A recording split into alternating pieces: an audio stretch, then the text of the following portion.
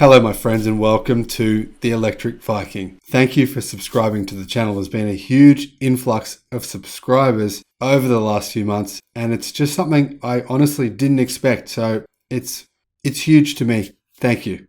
Now, as Arnold Schwarzenegger would say, ignore the naysayers. EVs are coming and there's no turning back. Now, on all the major EV websites around the world, all of them, in particular electric and inside EVs, and a few others, there are many naysayers. Now, I don't know if all of these people are genuine. I don't know. But there is a huge number of naysayers. There's even on this channel, huge number of naysayers in the comment section. There's an enormous section of people who are afraid of change and are coming up with every reason in their minds to say that EVs won't happen quickly, or maybe they won't happen ever at all.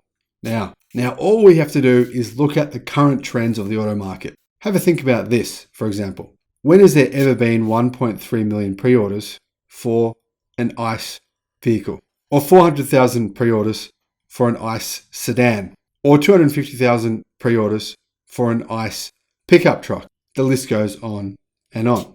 When has there ever been anywhere near the kind of demand there is for a broad range of ICE vehicles that there is right now for EVs? It's never happened in history. Now, as Clean Technica said recently, whenever there's market disruption, people are going to push back, but EVs are the future regardless. Now, Charles Morris recently wrote for EvanX that as it becomes clearer that electric transportation is the future, the haters, the Luddites, and the boo-birds are all out in full force. Every single day I see a slew of anti-EV material online. And the really sad thing is that many people are clearly just sitting around their basements, sitting at home, just to bag out EVs constantly all day. It's relentless. And honestly, it can have an effect on you if you listen to it. Now, this comes from various different places, not just the comment section, but also from the media themselves. Constantly here in Australia, and I know in the United States, there is negative media about EVs. They make up facts every day of the week. Some of these articles are in reputable media, Politico, which marshal reasonable sounding arguments to explain why their readers should wait another few years to buy an EV, or why it will take decades for e-mobility to catch on. These are often filled with falsehoods and/or oil industry talking points. Over on the social media side, we see a steady stream of barely coherent rants, complete with misspellings and grammatical errors that repeat the same scare stories every single week. Now, getting off track here for a moment, but one of the ridiculous stories that I see repeated consistently by the Australian motoring media and by the Australian media is this idea that EVs are not yet a sure thing, and there's a good chance that hydrogen-powered vehicles, hydrogen fuel cell vehicles, not just trucks, but I'm talking passenger vehicles, have as good a chance as EVs of being the car of the future. And this is just ludicrous. Are these people for real? I don't know. It's crazy. Now, Charles said that Jim Motovelli, writing in Treehugger, tells us how, after he wrote a piece in Auto Week about the major automakers' plans to eventually phase out internal combustion engines, or ICE, the comment section quickly filled up with naysaying. Many commenters harped on the inconvenience of driving electric, and quite a few portrayed electrification as something that government and major corporations are trying to force on an unwilling public. Now, one of the funny things for me that I think is, imagine if someone came to you and they said, let's say everyone was driving EVs, right? You could charge your car at home. And in fact, you charged your car at home 99% of the time. And then someone suddenly came and said to you, hey, the car's the future. You won't be able to charge from your home like you do your mobile phone. You won't be able to charge them at millions of power points in your country. You'll only be able to go to a special place called a service station where we'll sell you a gas that literally will poison you when you burn it in your car, and your vehicle will last for about a quarter as long, and you'll have to pay a lot more in servicing costs, and you reduce your lifespan by about 2 years by drinking in the fumes from all these exhaust fumes that everyone will be burning. But remember, you can only go to a place called a service station and pay whatever that service station dictates you pay for this product. which we're going to call petrol and diesel. Would you take that seriously? Would you think that's something you would want to do? Would you think that that's a benefit? That that's a pro? That's what these clowns are claiming. Now, one more insightful than most pointed out the huge contrast between the overwhelmingly anti-EV tones of comments on AutoWeek, which covers both ICE and electric vehicles, and more pro-EV sites where readers rhapsodize about the joys of driving electric and grouse about timid government supply for EVs and the half-hearted efforts of legacy automakers. Now, it's the same scenario here in Australia as it is in the United States and in many countries in Europe still, and even on Asian automotive websites as well. There are so many naysayers harping on about how it's never going to happen. And if it does, it's still 20 years away, at least. EVs will eventually displace ICE vehicles. So it's going to be quicker than people realize, but not because they save money or because of their very real, whatever the AutoWeek or Car Advice, now drive.com.au crowd say, environmental advantages. They will win drivers over because they're better vehicles. Hands down, better vehicles. More practical, more convenient, better performing, and more fun to drive. Instant torque is exhilarating. And I also love the idea of braking and recharging your battery rather than just using up your brakes and costing you money. Now, this is what Evan X and other chroniclers of e-mobility have been saying for years. Now technology is beginning to catch up to our optimism and to my personal optimism as well. This article aside, you know I'm very pro EVs for all logical reasons. And the selection of EVs is growing massively. Ranges are more than sufficient and public charging infrastructure is proliferating. But sometimes it's hard to realize what is happening unless we look to the past. Now, what did we have available in electric cars only, say, 10 years ago, back in 2011? Well, very, very, very, very little. How much has the market changed in 10 years? How much has battery energy density increased in 10 years?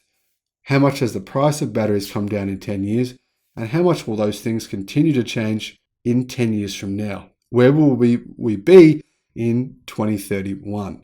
Well, things are changing much, much quicker than we ever thought they would.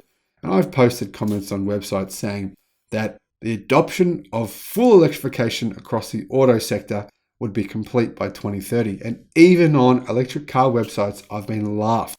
I've been laughed at, I've been mocked, people have argued with me, people have fought me over this idea simply because they still can't accept change is going to happen quicker, because that is then a threat to their reality. Now, depending on who you talk to, major automakers are either all in on electrification or fighting a rearguard action to delay it as long as possible. For example, Toyota. Now, some of the giants of Detroit are making a half-hearted attempt to follow Tesla into an electric future because they know they have no other choice.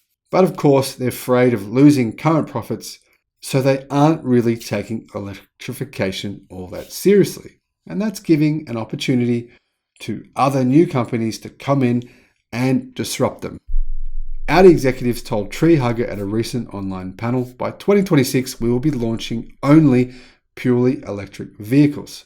We are firmly convinced that the industry is going in this direction and that customer demand will follow. And for Audi, that's a big change if it is legitimate. In 2020, Audi's chairman of the board, Markus Duesmann, told the German news magazine Focus that ICE vehicles will be alive for a very long time and that we continue to invest massively in the development of combustion engines. Ralf Brandstatter, the then new head of the Volkswagen brand, made similar comments around the same time, saying that Volkswagen would be offering ICE models for a long, long time. Now, Evanex reports again that Toyota has evolved from an electrification innovator into the industry's most influential anti-EV voice. The New York Times reports that a senior Toyota executive recently traveled to Washington to argue against the Biden administration's proposed measures to promote EVs. Toyota's lobbying effort in Washington is part of a worldwide strategy of opposing stricter emission standards and EV mandates. The company has also argued against pro-EV policies in India, Mexico, and Japan. And with good reason. Even after their recent announcement that they would be investing $13 billion into EVs, the reality still is that in 2030, only 3 million of the 11 million vehicles they manufacture will be electrified, which puts them in enormous danger of going bankrupt. The Renault Group, which is currently one of the largest manufacturers in the European market, is now trying to talk EU policymakers into extending the proposed ICE ban from 2035 to 2040. Now, why would they be doing that? Well, we both know why. In a statement filled with bizarre, convoluted logic, Gilles Leborgne, the Renault Group's executive VP for engineering, recently told Auto Express that although the company has the technology to go 100% electric, the Dacia brand will only be selling 10% EVs by 2030 because people need to move and they need to have affordable cars. So clearly Renault has not yet worked out that EVs will be cheaper than ICE vehicles in 2030. In fact, they'll be cheaper than ICE vehicles in 2025. And if Renault isn't able to produce those cars, then somebody else will. Now, Charles Morris finishes by saying it's a little hard to see the conspiracy to shove EVs down our throats that the Auto Week readers are afraid of. It's surely true that the major automakers are working hard to convince the left-leaning press of their commitment to EVs, but their customers and their servants in government, not so much. Fortunately, advancing technology and competitive pressure from a certain Californian company called Tesla and from many manufacturers in China is forcing their hands. As long as Tesla's innovation factory keeps humming and BYD appears on everyone's doorstep, automakers will have no choice but to move forward with the transition to EVs. If automakers' lobbying efforts can't turn back the tide, the flood of snarky online comments certainly will not. Now, remember, General Motors and Ford used to dominate the American market. They don't anymore. They only have about 15% each of an American market that they once had cumulatively more than 50% of. They're already being disrupted right now. Now, obviously, they dominate the pickup market in the United States, but the car market is mostly gone for them. And the Tesla Cybertruck has 1.3 million pre-orders. And what is the first electric pickup truck that's going on sale as we speak right now? You can buy one. Rivian. And who is Rivian owned by? Well, Ford have invested some money into Rivian, but Amazon are a player and they want to be taken seriously. Now, the last time that Ford and GM and Chrysler were disrupted was due to an invasion of small cars from, Japan. And of course, also the German auto industry. And this left GM and Ford with only pickups and large SUVs. Now, realistically, this disruption is going to be far worse, not just for the American automakers, but also for those in Europe and Japan. Realistically, right now, legacy auto manufacturers have no idea how to respond, and they're floundering. Now, I'll leave you with this comment from Inside EVs. You wait too long, you're going to be sorry, with stranded assets just like the oil and gas companies. Those gas companies should be investing in everything renewable because once states start demanding 100% electrical compliance, whatever they have left unsold will drop in price by an order of magnitude. Those ICE owners will end up paying for vehicles that they don't or can't use or drive on the roads without paying high carbon taxes. And they will be unsellable for anything other than scrap. Now, just think back. How much is your BlackBerry phone worth? How much is your Nokia 4310 worth? How much is your old digital camera worth, for example? What about the camera you bought before that? The Kodak camera you bought before that? Now, for some, those things won't be relevant. But remember, it's the value that people get for the technology they buy into that is most important. And it won't be long before the value proposition of EVs far outweighs the value proposition of ICE vehicles. Thanks for watching the channel. Look forward to seeing you on the next video. Bye-bye.